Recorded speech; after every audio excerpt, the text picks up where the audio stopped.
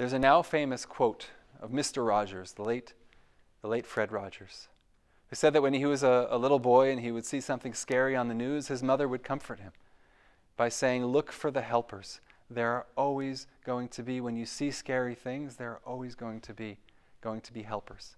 And perhaps the source of this thought is in our Torah portion this week when the Torah says in Parshat Kedoshim, the Torah says, Lo ta'amod al dam re'echa, don't stand idly by your neighbor's blood. And as the Talmudic tractate Sanhedrin applies this verse and says that if one sees someone drowning or being mauled by a beast or in any situation of danger, that one has a proactive obligation to help. Don't stand idly by.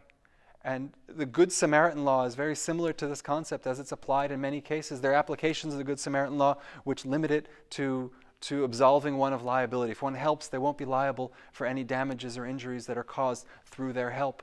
But I'll invite our legal experts who are watching to reach out and share their thoughts with me, because as I understand it, Quebec is different than other provinces in Canada in that Quebec not only absolves one of responsibility, of liability for their actions, but also obligates one to act. And the Talmud goes even further, and Jewish law goes even further, that not only is one obligated to act if they can, but if they can't, they're obligated to ensure that action takes place. That's the responsibility that we have for each other. When we see another person in a dangerous situation, we can't stand idly by, but have to do everything in our power and with our resources to make sure that every individual is saved.